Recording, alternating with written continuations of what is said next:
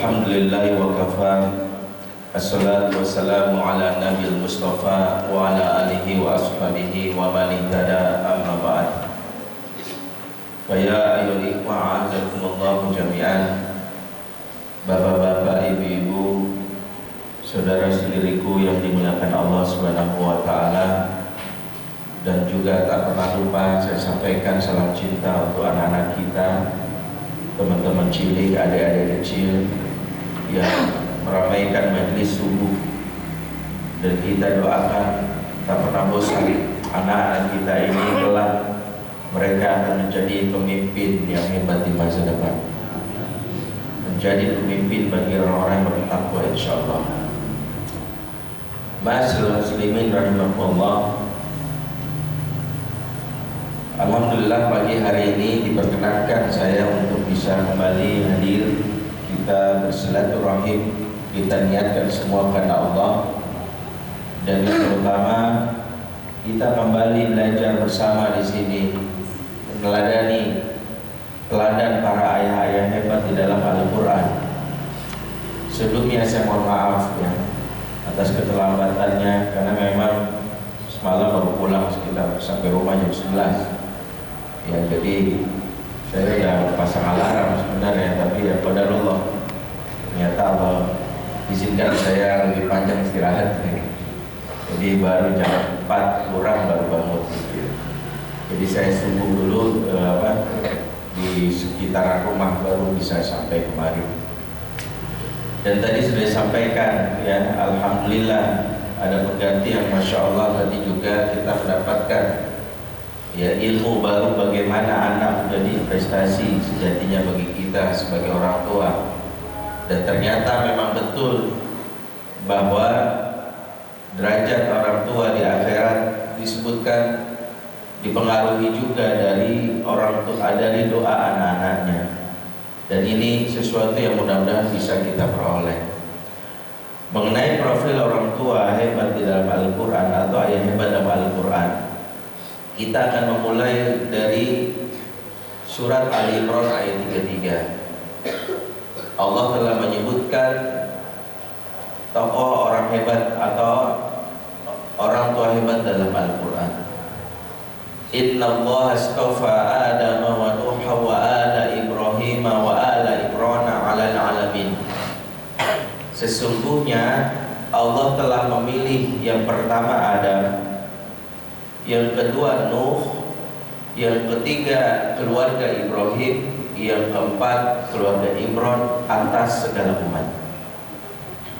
Jadi Allah Subhanahu wa taala telah memilih merangkum dari semua hamba-hambanya 4 tokoh yang mudah-mudahan ini bisa menjadi teladan bagi kita. Yang pertama adalah Adam, yang kedua adalah Nuh, yang ketiga adalah keluarga Ibrahim, yang keempat adalah keluarga Imran.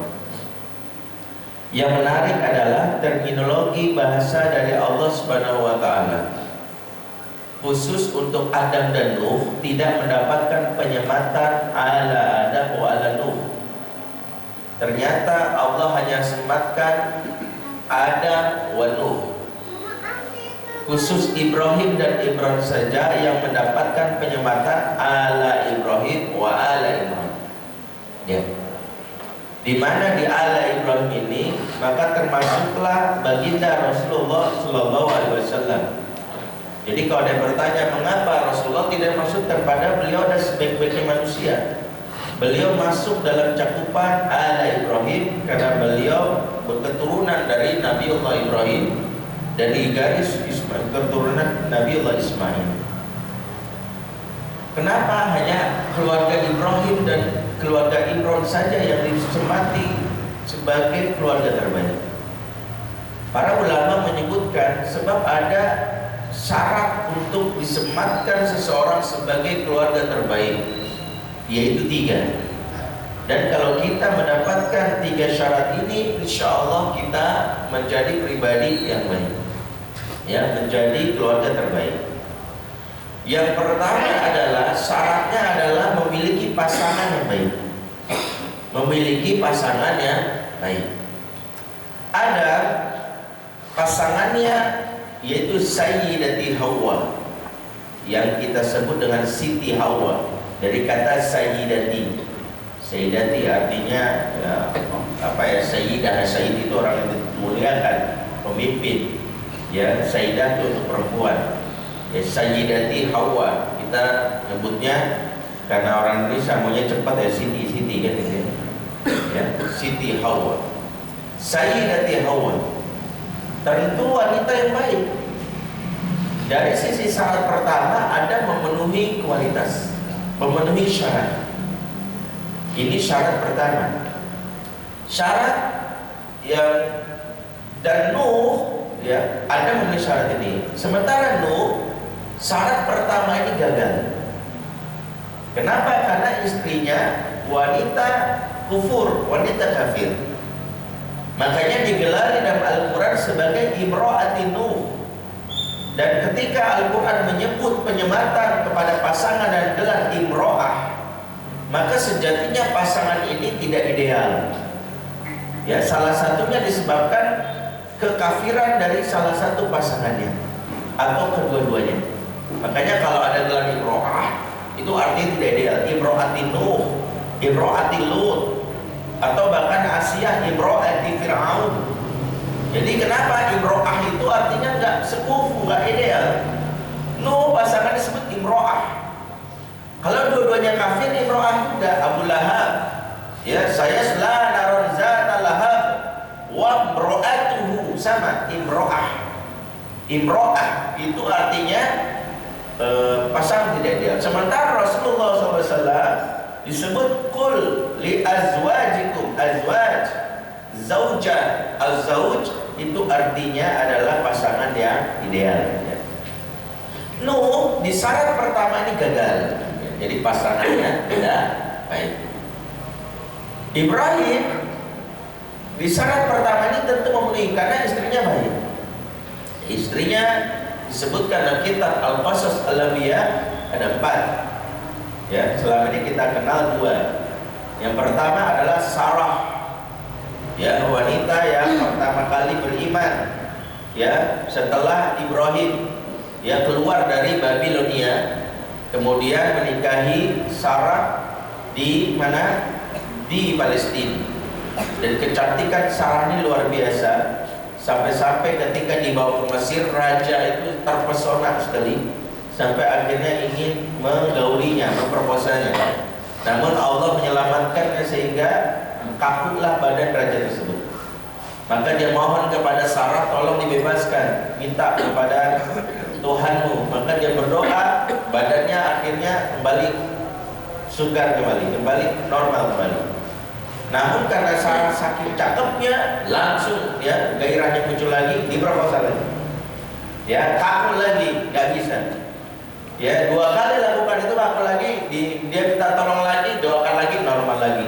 Namun karena memang kalau orang cakep sulit, ya digoda lagi, dipergauli lagi 3 kali sampai kaku, akhirnya dia benar-benar bilang, saya nggak akan lakukan benar-benar. Habis ini bahkan saya kasih hadiah sama kamu. Akhirnya badannya kembali normal, karena itu dia buru-buru memberi hadiah, ya, seorang budak, yaitu adalah Hajar, dengan kalimat kamu itu bukan manusia tapi iblis. Karena badan saya pengen kaku lagi ini iblis. Dan dikasihlah yang namanya Hajar. Hajar ini tawanan dari raja tersebut, yang sejatinya adalah putri raja dari yang ditaklukkan. Kemudian jadi tawanan, jadi pembantu, jadi budak diberikan kepada Sarah. Dan akhirnya Sarah pun membawa Hajar. Dan ternyata akhirnya karena Sarah ini tidak punya anak dan dinyatakan mandul, tradisi orang Arab zaman dahulu khususnya di Palestina, kalau seorang istri nggak mampu berikan keturunan pada suaminya, dia menyerahkan orang yang dipercayanya itu budaknya untuk jadi yang namanya istri dari suaminya. Jadi disuruh nikah, ya, dengan harapan bahwa bisa dikendalikan, kan mantan budak saya, kan gitu ya. Seperti itulah kira-kira. Ya, makanya status bahwa istri naik kelas, pembantu naik kelas jadi istri ini telah banyak tercatat dalam sejarah, ya. Jadi memang wajar kalau istri kita curiga sama pembantu kita, wajar. Karena sejarah buktikan pembantu itu bisa naik kelas jadi istri. Ya apalagi kalau pembantunya tingginya 170 cm, kulitnya putih, mulus, hidung mancung, yang matanya biru, hafal Quran 30 juz ya banyak. Ya. Wajib itu istri curiga.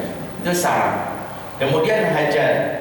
Ya karena Hajar akhirnya punya anak, Sarah marah, akhirnya disuruhlah Hajar ya sampai diusir, sampai ada keluar kalimat dari Sarah untuk memotong 3 bagian tubuh Hajar.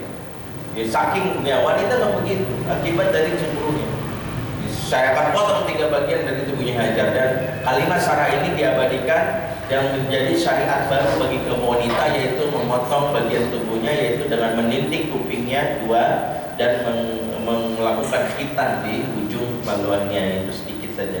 Itulah bagian kenapa munculnya ya adanya sunnahnya wanita untuk ditindik di kupingnya 2 dan di bagian kemaluan dari kalimatnya sama. Itu Hajar. Kemudian Hajar pun dibawa ke mana?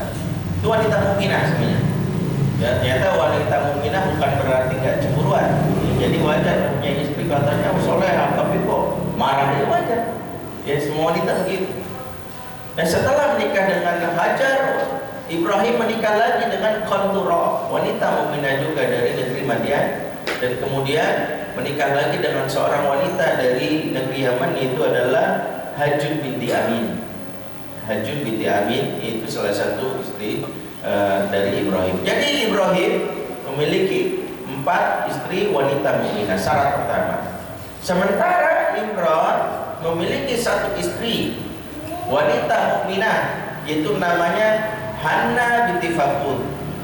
Hanna binti Fakut yang dikenal sebagai wanita mukminah di zaman tersebut yang memiliki visi yang kuat sebagai seorang ibu.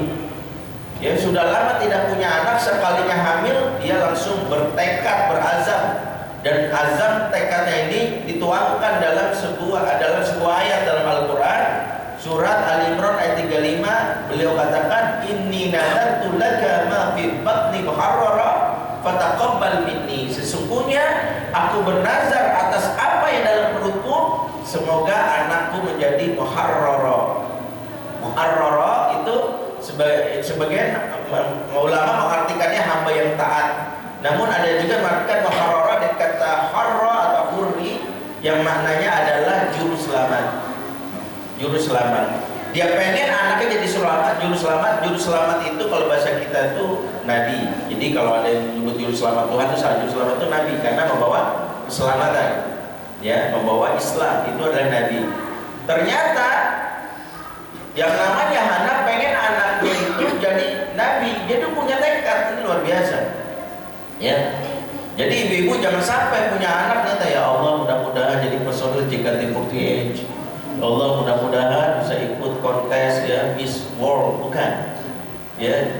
Lihat anaknya. Apa yang terjadi ketika dia minta anaknya menjadi juru selamat atau nabi, ternyata anaknya tidak. Karena anaknya perempuan dan nabi gak mungkin perempuan. Nabi gak mungkin perempuan. Maka Allah kabulkan doanya sampai akhirnya kepada cucunya. Nah ini menarik. Dia pengen anak jadi nabi, ternyata ketemu sampai cucu. Ada sebuah pelajaran menarik di sini. Pertama, bahwa jangan pernah putus asa dalam doa kepada anak kita, karena kalau nggak tembus ke anak kita bisa jadi tembusnya ke cucu. Dan itulah kenapa Ibrahim mendoakan keturunannya sebagaimana disebutkan di dalam surat Al-Baqarah 129, Rabbana wa ba'ath fihim rasulan minhum yatlu 'alaihim ayatika wa yu'allimuhumul kitaba wal hikmata wa yuzakkihim innaka antal azizul hakim. Ya Allah, utuslah di tengah-tengah mereka seorang nabi yang membacakan ayat-ayatmu, kemudian mengajarkan ya kitab dan hikmah dan mensucikan jiwa mereka. Ternyata doanya Ibrahim ini dikabulkan 4000 tahun kemudian, di mana diutusnya baginda Rasulullah SAW di tengah kaum tersebut. Sampai-sampai Rasul bilang, saya adalah buah dari doanya dari kakek moyang saya 4000 tahun yang lalu. Dengan kata lain, dan ini penting buat para orang tua, buat para ayah, jangan berpikir doa itu sia-sia. Enggak. Kalau kita doakan anak kita nggak jadi habis Quran, tembusnya ke cucu, tembusnya ke cicit. Doanya anak nggak jadi ke anaknya, jadinya ke cucunya. Ini penting. Supaya apa? Jangan putus asa. Dan inilah hikmahnya. Mungkin ada yang bertanya, Kalau ada bapaknya baik, bapaknya jahat, ibunya jahat, kok ada anaknya baik? Ustaz? Kan pernah ya? Saya bingung. Saya punya teman tuh Ustaz, bapaknya preman, ibunya maaf ya jablay misalnya. Kok bisa anaknya jadi Ustaz? Maka jawabannya adalah bisa jadi buah doa dari kakek atau buyutnya yang tembus itu. Ya, makanya jangan menyepelekan doa untuk anak. Ya Allah, pengen anak saya jadi habis Quran, ternyata hafalannya nggak nambah-nambah. Dan ditanya udah juz berapa? Justru itu Pak, ini udah nggak ada. Justru itu mulu. Ya udah lah, ya udah nggak usah putus asa, tembus nanti ke anak cucu. Ya udah cucu nanti. Kalau cucu ada cicit, bahkan setelah kita wafat nanti bisa jadi ada keturunan kita ulama. Dia pernah bosan. Ya kembali, Hana mengajarkan tentang hal tersebut, wanita mukminah. Ya, syarat pertama. Jadi kenapa ada keluarga terbaik? Syarat pertama adalah punya pasangan yang baik. Pastikan pasangan kita baik. Ya, selalu dibawa kepada kebaikan. Syarat kedua, anaknya baik. Dan di syarat kedua inilah ada, maaf dalam tanda kutip, gagal. Ya, gagalnya ini karena salah satu anaknya adalah pembunuh, yaitu adalah Qabil yang kita kenal. Ya, Qabil adalah yang disebut dalam Al-Quran sebagai pelopor kemaksiatan, sunnatus sayyi'ah. Ya, dia pelopor kemaksiatan, yaitu dosa besar, yaitu melakukan pembunuhan. Qabil yang membunuh Habil karena persembahannya pada Allah ditolak dan akhirnya dia iri hasad, sehingga dibunuhlah akhirnya Habil. Pembunuh pertama di muka bumi itu adalah Qabil. Dalam sebuah hadis menjelaskan dosa setiap kasus pembunuhan hingga akhir zaman akan dilemparkan ke Qabil juga tanpa mengurangi dosa pembunuh tersebut. Nah, ini penting. Jadi setiap ada kasus pembunuhan itu dia kena lagi ya. Sampai kasus ya ada orang diracun sama cyanida kena juga. Ya, karena kopi, padahal dulu nggak ada cyanida, tapi kok saya kena gitu? Karena bukan cyanidanya, karena dia mempelopori pembunuhan. Makanya hati-hati, selalu saya ingatkan, berbuat dosa itu udah dua. Berbuat dosa kalau diam-diam, ya itu masih berpeluang diampuni. Tapi kalau menjadi pelopor, ada pengikutnya sampai pengikutnya ini menyembahnya, bahkan mengikuti segala keburukannya. Waliyahzubillah, ini sungguh kerugian luar biasa. Sebab kalau kita tobat masih aja kena ke investasi dosa kita. Makanya jangan main-main dengan dosa yang ditiru. Perbuatan buruk kalau ditiru itu bahaya. Makanya kenapa saya selalu bercanda sama kawan saya, kalau menerobos busway itu jangan yang pertama. Ya, kalau kita pertama diikuti 500 motor habis gitu. Waduh. Makanya kalau menerobos busway lihat dulu tuh ada yang masuk, ada. Nah, ini baru masuk ke kita. Gitu, ini bukan tips menerobos busway ya. Ya. Ada gagal, ya dari sisi anak. Nuh lebih gagal lagi. Kenapa? Udahlah istri kafir, anak juga yang beramalkan. Nggak mau. Dibawa kepada dakwanya, ingin kemana? Ayo naik perahu, ayo naik perahu. Nggak mau dia. Wala takum ma'al kafirin, nggak mau. Ya udah, nggak mau ikut rombongan ayah, ikut rombongan orang-orang soleh, nggak mau. Ya, maunya tetap aja itu dengan logika nyelenehnya dan sebagainya. Akhirnya dia tidak masuk surga, ya dianggap sebagai bukan anggota keluarga Nuh oleh Allah. Innahu laysa min ahlik, ya. Jadi itu syarat kedua adalah, nah Ibrahim anaknya soleh, ya anaknya 12, ya laki-laki semua, yaitu salah satunya adalah Ismail, ya yang disebutkan sebagai shadiqul wa'id, orang yang paling menepati janji itu dalam Al-Quran. Dan dia merupakan buah dari doanya dari yang namanya Ibrahim, Rabbi habli minas sholihin, ya akhirnya ya Allah berikan aku anak yang soleh, dapatlah anaknya yang namanya Ismail. Lelaki yang soleh luar biasa, yang bagaimana diperintahkan untuk disembelih mau saja, karena memang bermula dari bapaknya. Inilah teladan dari bapaknya itu memang dikenal Ibrahim orang yang kalau perintah Allah itu enggak tanggung-tanggung, segera ditunaikan. Bahkan disebutkan dalam kitab Tuhfatul Maulud bi Ahkamil Maulud, saat Ibrahim mendapatkan perintah untuk dihitan pada umurnya sudah 80 tahun. Dalam riwayat lain umurnya 120 tahun. Itu udah dihitan Allah. Itu waktu udah perintah hitam, dia nggak mikir panjang, langsung dipotong tuh sampai berdarah banyak, sampai Allah menegurnya setelah itu. Kenapa nggak nunggu instruksi dulu kaifiatnya gimana? Langsung main potong aja. Nah itu. Jadi waktu dipotong itu Ibrahim bilang, dan ini jawaban Ibrahim luar biasa, sebab aku tidak suka perintahmu ditunda-tunda wahai Allah. Itu jawaban Ibrahim. Dia itu melakukan yang disebut dengan al-khata' amali, kesalahan dalam beramal. Kenapa? Karena dia saking semangatnya, nggak ngerti kayaknya main potong aja. Ya, tapi ini dibenarkan. Kenapa semangatnya? Sama seperti ada anak muda yang mau main ngaji aja. Ya, dia nggak ngerti bahwa main sholat aja, pada sholatnya di waktu yang diharapkan misalnya. Lagi semangat puasa misalnya di hari tasyrik. Memang ini kesalahan dia. Tapi karena punya motivasi, para ulama mengatakan memaafkan. Kenapa? Karena dia punya motivasi, karena nggak ngerti. Nah, begitulah yang namanya Ibrahim. Ketika dia mau mendapatkan perintah itu, padahal teknisnya itu belum diturunkan Allah. Caranya belum, baru perintahkan, wahai bagi seorang laki-laki, wati memutar, main potong langsung aja itu, langsung berdarah banyak, langsung ditegur. Karena dia jawab, karena aku nggak suka kalau perintah Allah itu tidak. Begitulah anaknya niru. Nah, inilah hebatnya. Kalau bapak yang soleh, anaknya juga akan meniru. Pada saat mau disembelih sama Ibrahim, ya, ini arafil manami adi azbauka fadr mada tarana, ayah bermimpi malam hari disuruh menyembelihmu, bagaimana pendapatmu? Apa jawabannya dari Ismail? Ya abati if'al ma tu'mar satajiduni insyaallah minas sabirin. Duhai ayahanda, perintahkan apa yang Allah perintahkan dan lakukan apa yang Allah perintahkan kepadamu, mudah-mudahan kau dapat diakui sebagai orang yang sabar. Perhatikan, waktu mau disembelih sama Ibrahim, nah Ismail jawabannya adalah silakan lakukan. Dia nggak bilang gini, Pak boleh nggak istighfar dulu? Kan boleh aja ya. Boleh nggak istighfar dulu? Sama, saya bilang kalau orang soleh itu untuk sesuatu yang baik kok saya istighfar. Contoh gini, ada jamaah saya bilang, Ustaz saya kerja di bank, ini Ustaz bank konvensional, saya tahu hukumnya kan haram tuh ada ininya. Menurut Ustaz saya perlu istighfar nggak ya? Oh, saya istighfar, keluar aja.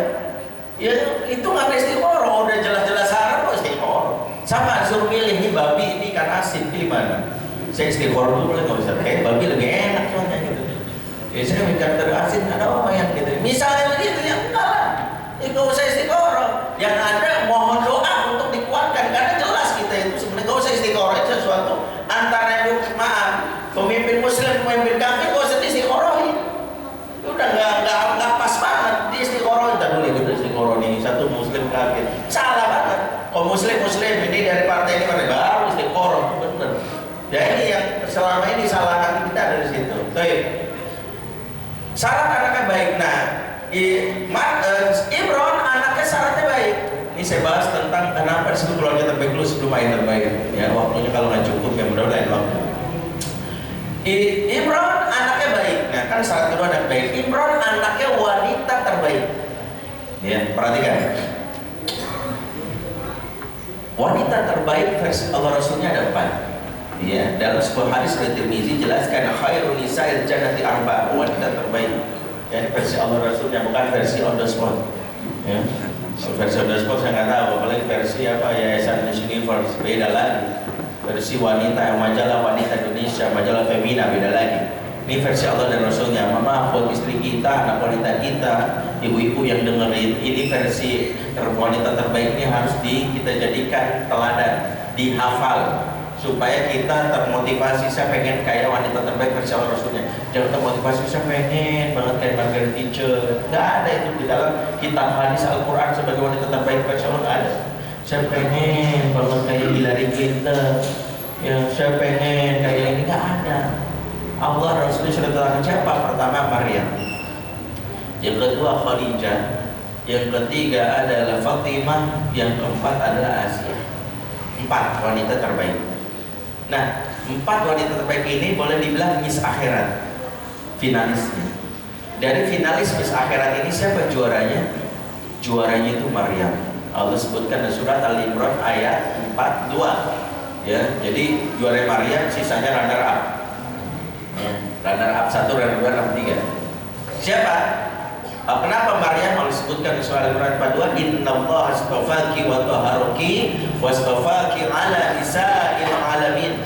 Allah memilihmu, mensucikanmu dan memilihmu di antara seluruh wanita dalam raya ini. Ternyata Allah memilih. Nah, Imron mendapatkan wanita, mendapatkan anak wanita terbaik. Itu wanita terbaik. Dan ini penting kita pelajari. Mendapatkan wanita terbaik butuh pengasuh terbaik. Makanya Imron sadar umurnya mungkin gak lama. Nah, firasat ayah itu bagus.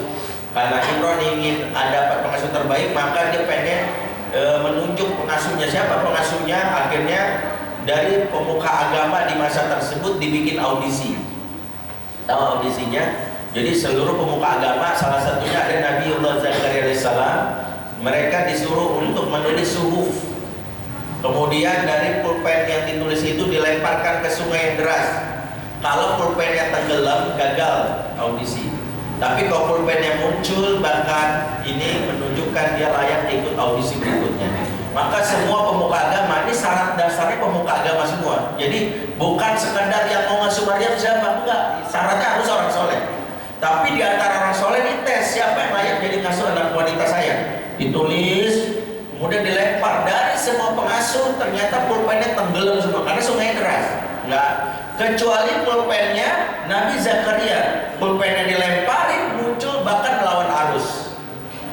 Bahkan melawan arus. Apa pesannya? Pesannya mendidik anak wanita di zaman sampai kapanpun adalah berani melawan arus. Itu. Ya, jangan sampai ikut-ikutan. Nah, suara kamu bagus, kamu cantik, ikut aja kontes ini ya, abang none ya. Nanti kamu ini, maaf, ini namanya ikut arus. Nah, kamu jadi ini ikut enggak?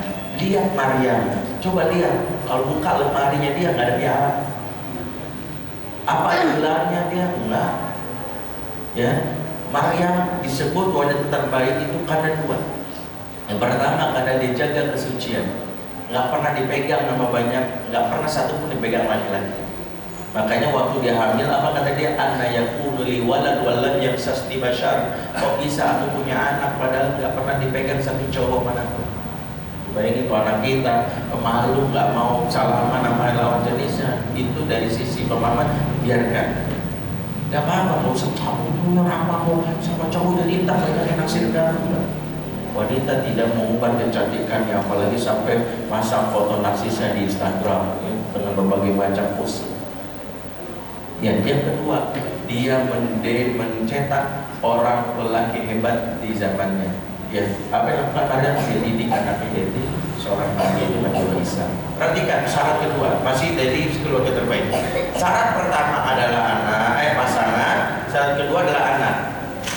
Adam sudah gagal karena anaknya buruk, ya begitu juga Nuh anaknya buruk.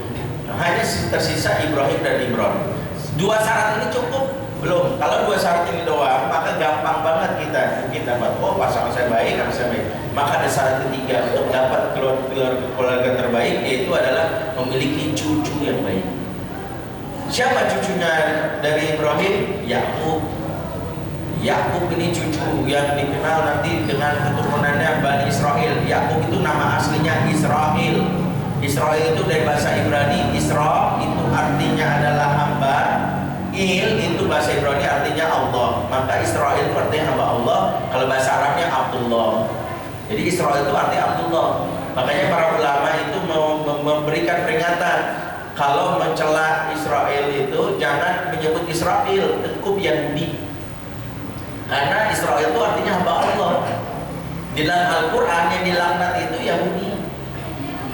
Ya, makanya bukan Israel tapi Yahudinya. Ya, Yahudi laknat bukan Israel. Ya, tapi karena Israel itu artinya hamba Allah, dan Israel adalah atau Yakub ini cucu. Bahkan dari cucu itu muncul cicit yang baik. Siapa? Yusuf. Ya, Yusuf adalah cicitnya. Bagaimana dengan Imron?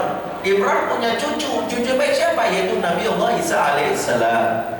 Jadi kalau kita lihat dalam Islam, urusan pengasuhan itu nggak mentok sampai anak. Bagi kita yang sudah menjadi kakek, maka pikirkan bagaimana punya cucu yang baik. Bagaimana punya cucu yang baik. Sebab apa? Dengan tiga syarat inilah kita mudah-mudahan disematkan keluarga terbaik, meskipun kita bukan nabi. Kenapa? Karena Imron bukan nabi. Imron bukan nabi. Dari yang saya sebutkan tadi, Adam, Nuh, Ibrahim dan Imron, tiga sebelumnya adalah nabi, hanya Imron yang bukan nabi. ya, hanya bukan nabi. Maka Allah ingin memberitahu bahwa syarat menjadi keluarga terbaik nggak ada hubungannya dengan kenabian, tapi berhubungan dengan terpenuhinya 3 syarat tadi. Baik. Dari 3 syarat tadi, maka penting untuk kita upayakan. Berarti kita sudah belajar. Pertama, pasangan baik. Yang kedua, anak. Berarti fokus. Yang ketiga, cucu. Supaya keluarga kita tadi sebutkan oleh Ustaz sebelumnya, yaitu masuk surga bersama. Yang jadi pertanyaan, kenapa Allah telah memberikan contoh Adam pada keluarganya, padahal anaknya ada pembunuh? Kenapa Allah pilih dia? Begitu juga Nuh. Nah, ini jadi pelajaran. Disinilah sejatinya kita belajar menjadi ayah hebat dalam Al-Quran, tidak semata-mata urusan hasil. Nah, nanti kita akan bahas bagaimana. Pertama, ada betul istrinya baik, anaknya adalah melakukan dosa besar, yaitu pembunuhan. Dalam realitas kehidupan kita, ada kalanya kita udah baik nih, alhamdulillah, misalnya rajin sholat, sering majlis taklim, ibu, istri kita juga begitu. Tapi anak saya narkoba, Ustaz. Anak saya misalnya berzina, ya Allah Ustaz, malu saya. Maka penting untuk kita pahami, inilah yang dialami oleh Adam, dan ini juga dialami oleh keluarga Adam, oleh Adam. Namun Allah tetap memilih Adam sebagai keluarga terbaik karena keluarga terbaik Adam sebagai orang tua yang baik, sebab Adam memiliki, disebut para ulama, jiwa i'tiraf. Apa itu i'tiraf? Yaitu selalu mengenal atau mengakui kesalahan. Jadi salah satu yang membuat Allah sayang dengan Adam adalah Adam itu kalau melakukan kesalahan, dia tidak menuding pihak lain, dirinya. Sebagaimana kita tahu Adam digoda untuk mendekati larangan Allah, yaitu memakan pohon yang disebut syajaratul khuldi oleh iblis. Yang memberi istilah syajaratul khuldi, pohon kekekalan, itu iblis, bukan Allah. Karena iblis selalu memasukkan istilah supaya manusia tergoda. Maka dibilang ini pohon kekekalan, syajaratul khuldi, itu iblis yang bilang. Dan memang iblis itu selalu memasukkan istilah. Dan hati-hati perangkap iblis atau setan, karena dari istilah itu banyak yang terperangkap. Kayak di zaman sekarang itu aslinya dukun, tapi disebutnya penasehat spiritual. Ya kan keren ya? Enggak, bukan dukun, jadi penasehat spiritual. Yang aslinya judi disebut undian berhadiah. Aslinya khamar disebut alkohol 0%. Ya, aslinya bukan mahram disebut beradik kakak angkat. Itu banyak jebakan tuh. Saya sih nganggap kamu udah kayak adik gitu. Nganggap kayak adik tapi kemana-mana dibawa berdua, ya udah setan memprovokasi zina. Nah, ini penting. Nah, ada ketika digoda oleh iblis, saya tergoda. Begitu dia tergoda, Allah murka. Ala anhukum ma'atilkum asyajarah kata Allah. Wa aqul lakum inna syaitana lakum aduwwun mubin. Allah marah. Sudah diingatkan jangan dekat itu pohon dan setan itu musuh, malah ikutin aturan, mengikuti ajakan setan. Maka Allah menurunkan Adam, mengeluarkan dia dari surga bersama Hawa. Saat dikeluarkan dari surga karena dosa-dosanya, apakah Adam dalam doanya mengatakan, ya Allah, ini gara-gara iblis nih, iblis keterlaluan, gara-gara iblis nih gitu, laknatlah iblis? Nyata enggak?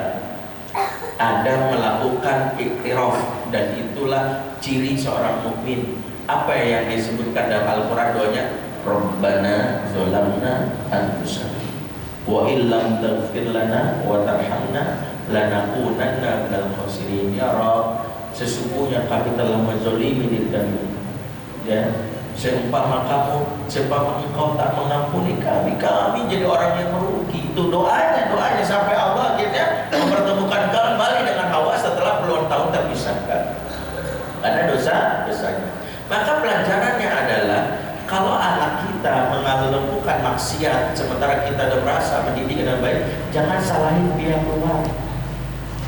Ini gurunya bego nih, pasti gara-gara warnet. Biasa ini PS, gadget.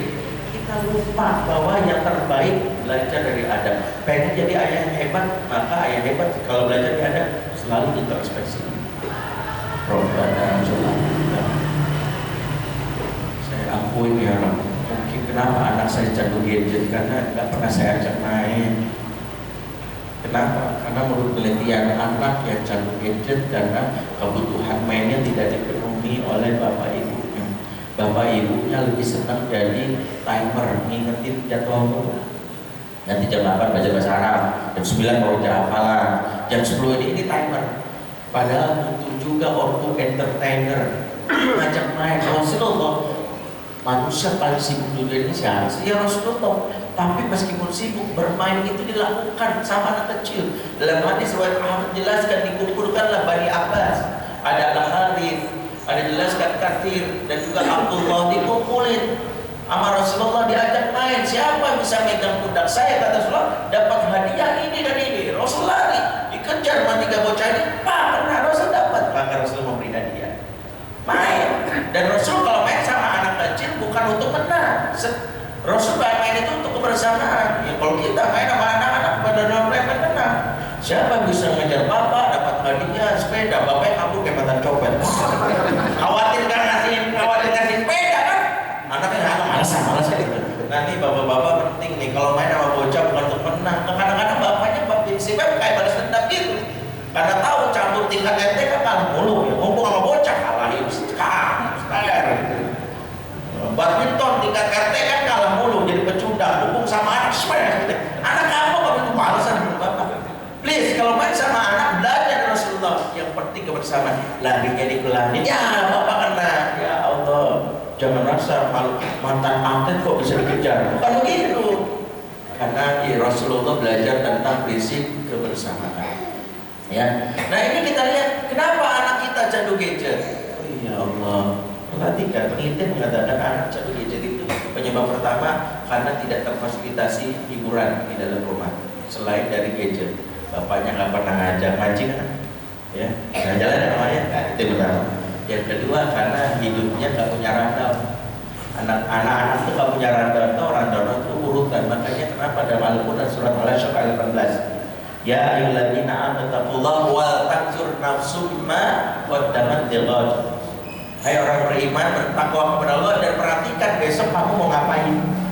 Pertanyaan Allah ini sebenarnya inspirasi setiap malam nanya sama anak kita, nah besok mau ngapain. Kalau anaknya menjawab nggak tahu pak, mengalir aja pakai air. Kalau mengalir pakai air iya, kalau mengalirnya ke sungai, yang repot tuh mengalirnya ke septic tank. Dia ngikut arus saja. Maka anak-anak kalau nggak punya kesibukan, apalagi akhir pekan, maka repot. Ya anak-anak tuh kalau nggak punya kesibukan akhir pekan, kegiatannya cuma 5 pertama tidur lagi. Yang kedua makan. Yang ketiga main gadget. Yang keempat nonton TV. Yang kelima disemin adiknya. Itu aja. Makanya kalau anak jelas besok apa? Aku mau bangun jam 4:30 pak, sholat subuh aku mau olahraga futsal boleh nggak pas sampai jam 8? Boleh. Kemudian apa lagi? Aku ada pameran komputer di JCC di ini boleh nggak? Sampai jam berapa? Kira-kira jam 3? Boleh. Yang penting ada. Jam 3 itu ngapain? Pas pulang aku mau ikut marawisan. Jelas. Tapi kalau anak bilang, oh habis itu nggak tahu, besok kan libur, maka jangan salahkan anak. Karena kita nggak memfasilitasi kegiatan ini. Kenapa selalu saya bilang pengen anak supaya nggak kecanduan gadget bikin sibuk. Karena orang yang sibuk nggak sempat untuk memperhatikan hal-hal seperti itu. Dia sibuk dalam amal. Nah evaluasinya ke dalam. Jadi jangan evaluasinya gara-gara gurunya, ini gara-gara kita. Makanya belajar dari adab pesan pertama adalah lihat diri. Inilah kenapa selalu ketika ada anak bermasalah bisa jadi ortunya memiliki masalah tanpa diketahui. Ingat pengasuhan itu tazra'u taksudu, yang kamu tanam itu yang kamu tuai. Ini yang pertama. Yang kedua tuh kalau ada istrinya baik, anaknya buruk, maka dua-duanya buruk.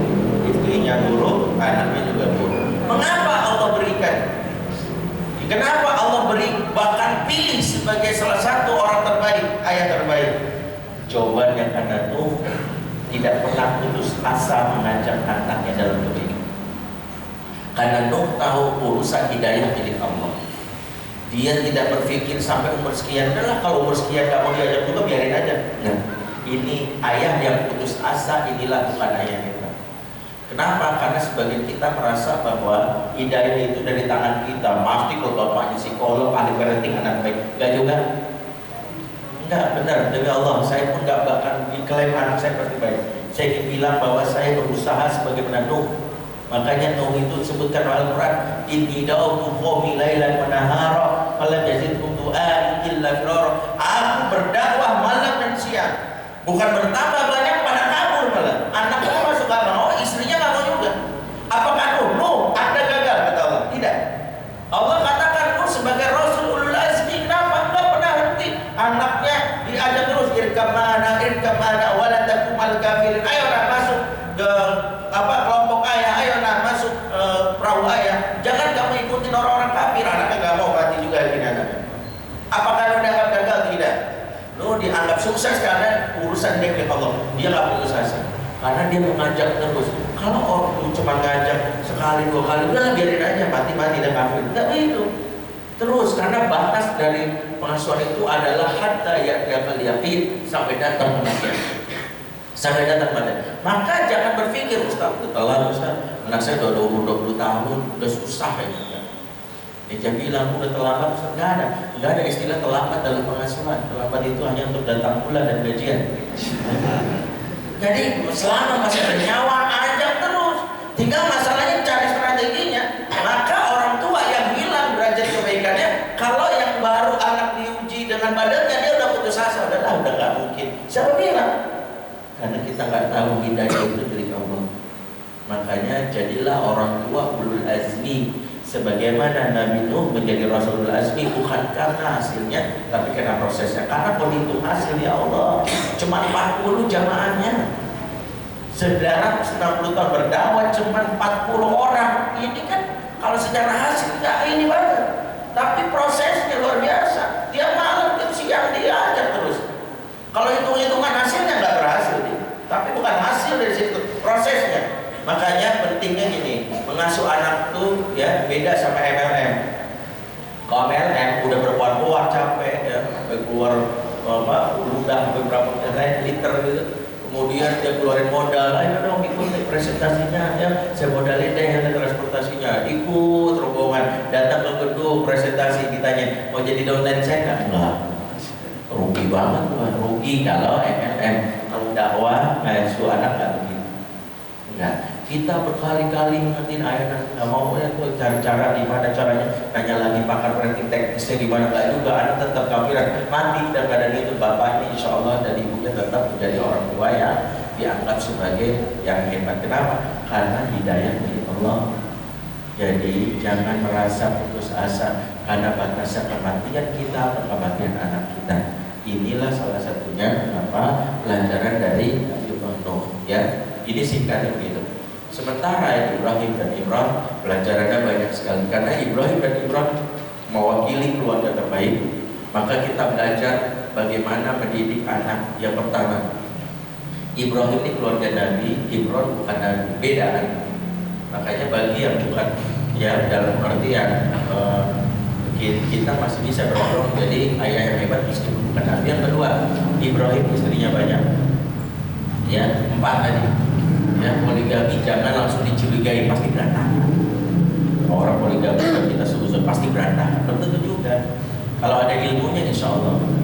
Ya, sementara Imran monogami, jangan bilang juga ya monogami takut sama istri, bukan. Ya, monogami poligami itu insya Allah tetap yang namanya baik kalau pendekatannya hanya untuk Allah. Poligami kalau hanya untuk gagah-gagahan karena berpahala, supaya masuk dalam majalah istrinya dapat enggak ya, tapi untuk beribadah. Monogami kalau untuk memuliakan istrinya boleh aja. Kenapa kamu nggak nikah lagi? Karena kalau saya nikah lagi menyakiti perasaan pasangan saya. Karena kaidah menikah lagi itu kata saya itu sederhana. Saya itu istrinya satu. Beliau dia tanya apa kenapa? Karena menikah lagi itu sunnah, namun mempertahankan rumah tangga dan kerusakan itu wajib. Maka jangan dahulukan sunnah untuk tinggalin yang wajib. Kita pengen nikah lagi tapi pertama berantakan, sorry. Dahuluin sunnah tinggal wajib. Kalau istri nggak siap, dia berarti dia paksa kecuali istri tidak siap. Ya maka menikah lagi itu menjadi sunnah, benar-benar pahala. Nah, monogaminya Ibrahim menjadi pelajaran bahwa monogami bisa jadi keluarga terbaik. Berikutnya Ibrahim keluarga yang nomaden berpindah. Berarti yang kontraktor ada ilmunya. Yang pergi mulu, jarang pulang. Ternyata ada ilmunya. Ibrahim itu bapak pulang setahun sekali. Ternyata bapak pulang setahun sekali ada ilmunya. Yaitu masih setahun sekali. Dalam riwayat ada juga bapak yang pulang 30 tahun sekali. Ya namanya Faruk, ya Abu Rabi'ah. Ya, dalam kitab Syiar Alaman Nubala jelaskan pulangnya 30 tahun sekali. Jadi kalau Bang Toib 3 kali lebaran nggak pulang-pulang, 30 kali lebaran nggak pulang-pulang. Jadi ya musuh aja sama Bang Toib, mungkin butuh 27 tahun lagi dia balik. Ya.